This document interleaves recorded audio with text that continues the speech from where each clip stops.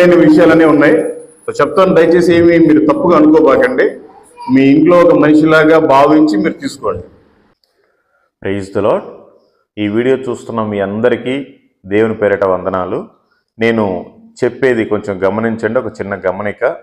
నేను నా పూర్తి సాక్ష్యాన్ని ఏ యూట్యూబ్ ఛానల్లో కానీ, ఏ ఫేస్బుక్లో, ఇన్స్టాగ్రామ్లో, నేను సోషల్ మీడియాలో అప్లోడ్ చేయట్లేదు.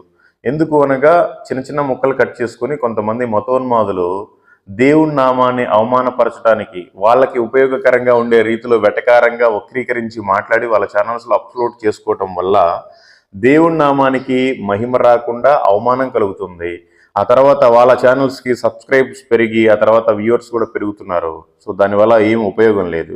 నా సాక్ష్యాన్ని ఎవరైతే మీరు పూర్తిగా వినాలి అనుకుంటున్నారో, మీ మందిరం కావచ్చు, మీ చర్చ్ కావచ్చు, లేకపోతే మీ ఎక్కడైనా సభలు కావచ్చు, మీటింగ్స్ కావచ్చు, ఎక్కడికి పిలిచినా కూడా నేను నిరభ్యంతరంగా వస్తాను. నాకు ఇప్పుడు కారు